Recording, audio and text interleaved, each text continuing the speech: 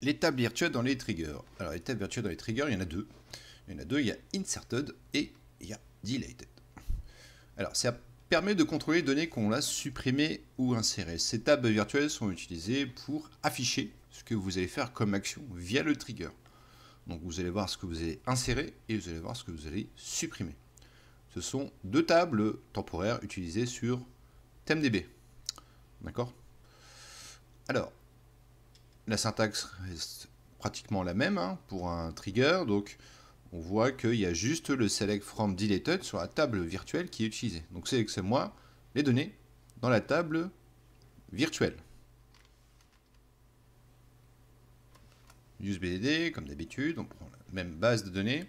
Create alter trigger. Create alter trigger, c'est une syntaxe qui est disponible à partir du SQL 2016.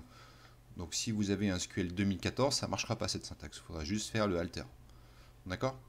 Donc créateur de mon trigger, ce que je fais, lorsque je vais déclencher ce trigger, il va sélectionner dans la table virtuelle deleted.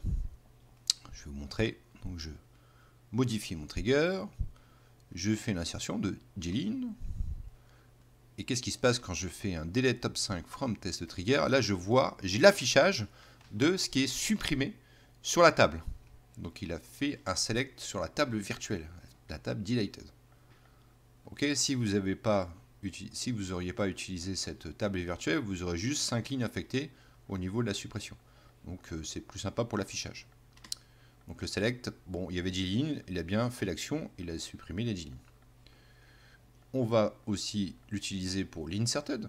Donc je fais la même syntaxe, sauf que là je change le deleted par l'inserted.